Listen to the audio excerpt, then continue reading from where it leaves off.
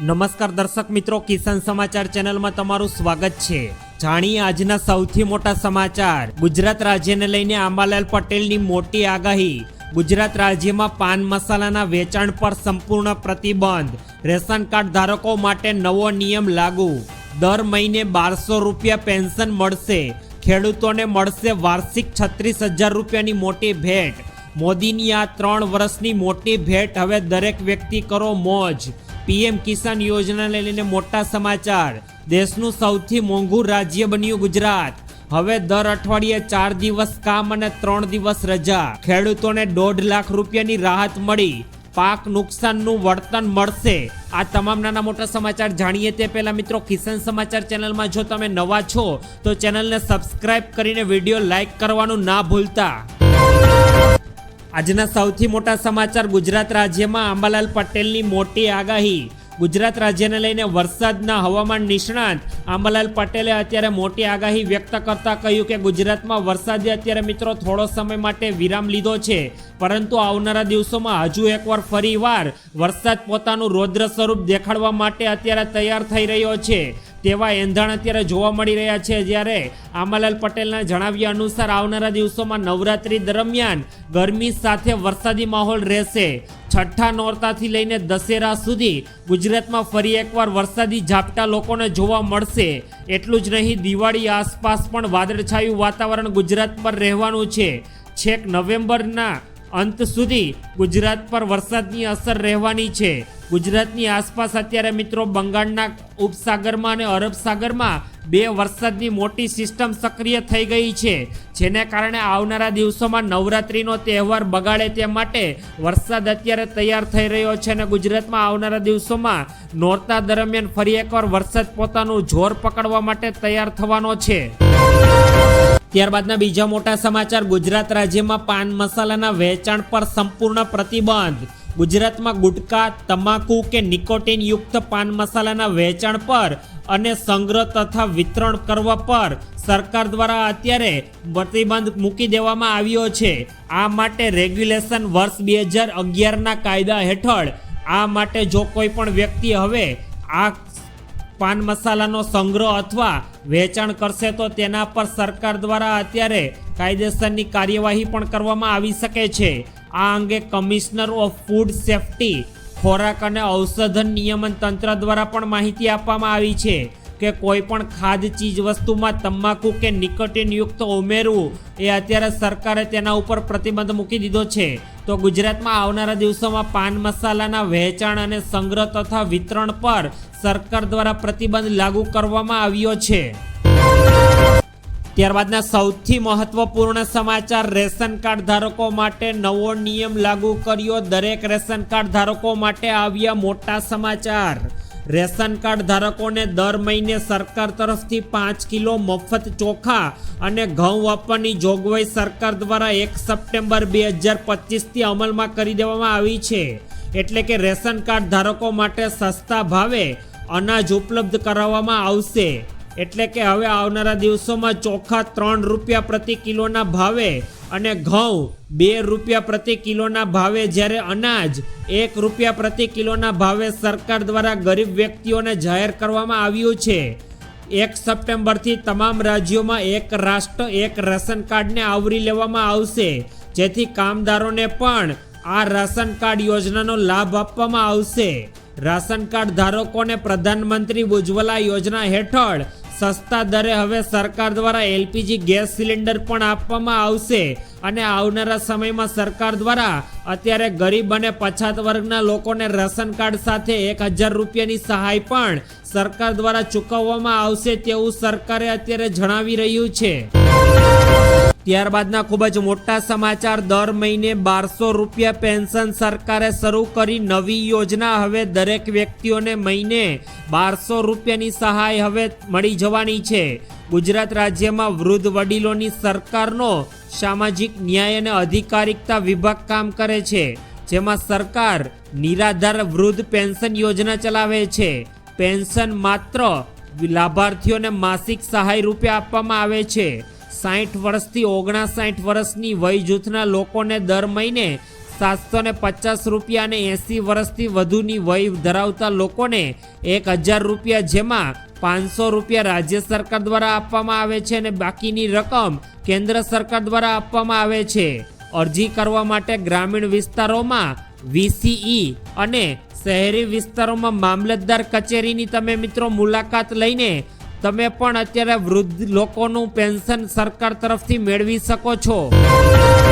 ત્યારબાદના મોટા સમાચાર, ખેડૂતોને મળશે વાર્ષિક 36,000 રૂપિયા સુધીની સહાય. આ સરકારી યોજનામાં ખેડૂતોને અત્યારે સરકાર તરફથી 36,000 રૂપિયા મળી જવાના છે. જાણો અરજી કરવાની સરળ પ્રક્રિયા.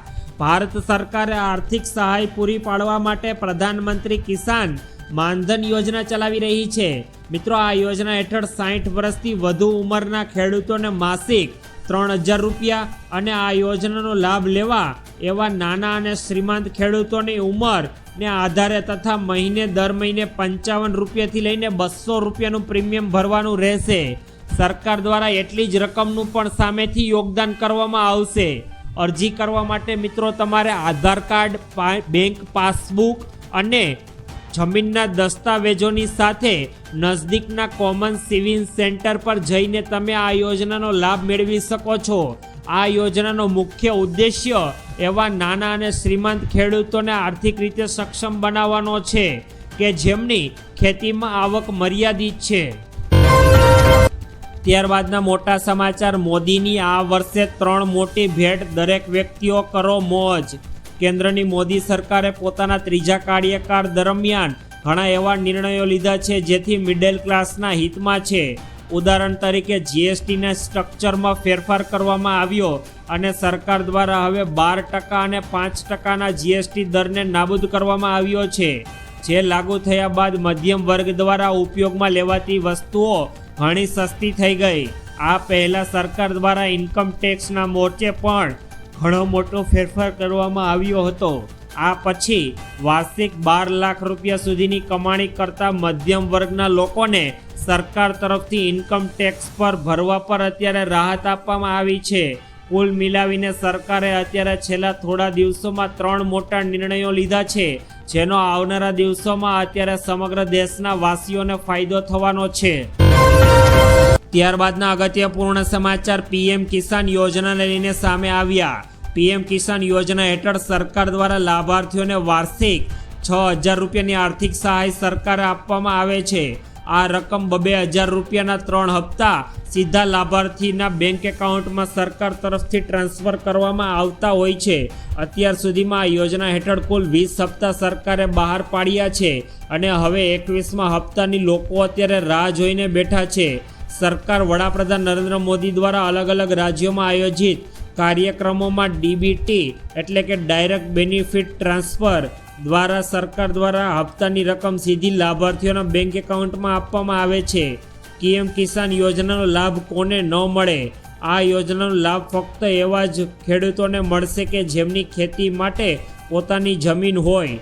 જોકે કેટલાક ખેડૂતો આ યોજના માટે પાત્રતા ધરાવતા નથી. ભાડાની જમીન પર ખેતી કરતા ખેડૂતોને આ યોજનાનો લાભ મળશે નહીં. આ ઉપરાંત સરકારી નોકરી કરતા ખેડૂતો, 10,000 રૂપિયાથી વધુ પેન્શન મેળવતા ખેડૂતો અને ઇન્કમ ટેક્સ ચૂકવતા ખેડૂતોને આ યોજનાનો લાભ મળવાનો નથી. ત્યારબાદના મોટા સમાચાર, દેશનું સૌથી મોંઘું રાજ્ય બન્યું ગુજરાત. મિત્રો, અત્યારે ગુજરાતમાં અનેક ઉદ્યોગો વિકસી રહ્યા છે અને ભારતના સૌથી વધારે વિકસિત રાજ્યોની યાદીમાં પણ અત્યારે ગુજરાતનું નામ મોખરે આવે છે. પરંતુ ગુજરાતમાં રહેવા માટે અત્યારે સવાલ એ ઊભો થઈ છે કે કેટલા રૂપિયાની જરૂર પડે કે જેનાથી તમે પણ ગુજરાતમાં સામાન્ય જીવન જીવી શકો. આ મામલે એક સર્વે મિત્રો કરવામાં આવ્યું, જેમાં એવું સાબિત થયું છે કે જીવન ગુજરાત ખર્ચ મામલે ગુજરાત ભારતનું સૌથી મોંઘું રાજ્ય છે. એટલે કે ગુજરાતમાં મોંઘવારીની લિસ્ટમાં ગુજરાતનું નામ પ્રથમ ક્રમાંકે આવે છે. અહીં ગુજરાતમાં સામાન્યમાંથી સામાન્ય જીવન જીવવા માટે પણ દર મહિને 46,000 રૂપિયાની જરૂર પડે છે. જો જીવન ગુજરાતમાં સૌથી સસ્તા રાજ્યની વાત કરીએ તો સમગ્ર ભારતમાં સૌથી સસ્તા રાજ્યની સમાવેશમાં હિમાચલ પ્રદેશનો સમાવેશ થાય છે. અહીં માત્ર સામાન્ય જીવન જીવવા માટે પણ દર મહિને માત્ર 23,000 રૂપિયાની જરૂર પડે છે. ત્યારબાદના અગત્યપૂર્ણ સમાચાર હવે દર અઠવાડિયે 4 દિવસ કામ તથા 3 દિવસ રજા. ગુજરાત સરકારે મિત્રો કામદારોના હિતમાં એક અત્યારે મહત્વપૂર્ણ નિર્ણય લઈ લીધો છે, જેનાથી હવે કામદારોને અઠવાડિયામાં 4 દિવસ કામ અને 3 દિવસની રજા પણ મળી શકે છે. આ સુધારા વિધેયક ગુજરાતના વિધાનસભા ગૃહમાં અત્યારે રજૂ કરવામાં આવ્યું છે.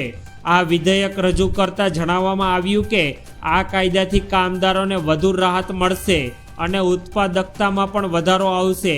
આ નવા કાયદા હેઠળ કામદારોને દિવસના 8 કલાકને બદલે હવે 12 કલાક માટે કામ કરવાની સરકાર તરફથી છૂટ આપી દેવામાં આવી છે, જેથી હવે કોઈ પણ વ્યક્તિ 12 કલાક સુધી નોકરી કરી શકે છે. આથી હવે તે માત્ર અઠવાડિયામાં 4 દિવસ કામ અને 3 દિવસ રજા પણ મેળવી શકે છે. ત્યારબાદના મોટા સમાચાર, પાક નુકસાનનું મળશે વળતર. મુખ્યમંત્રી ભૂપેન્દ્ર પટેલે બનાસકાંઠા જિલ્લાના સુવઈ ગામમાં વાવની મુલાકાત લઈને પૂરગ્રસ્ત વિસ્તારોની મુલાકાત લીધી અને પાક નુકસાનનું સંપૂર્ણપણે સર્વે કરી વળતર ચૂકવવાના પણ આદેશ આપ્યા છે, જેથી બાંયધરી આપી. અને અત્યારે એવા મોટા સમાચાર સામે આવી રહ્યા છે કે મુખ્યમંત્રી ભૂપેન્દ્ર પટેલે ખેડૂતોને આશ્વાસન આપ્યું છે કે જે પણ ખેડૂતોનો પાક હમણાં થયેલા કમોસમી વરસાદમાં નિષ્ફળ પામ્યો છે તેને સરકાર તરફથી યોગ્ય વળતર ચૂકવવામાં આવશે. આ માટે અત્યારે ખેડૂતોએ પોતાના ગ્રામ્ય પંચાયતમાં અરજી કરવાની રહેશે.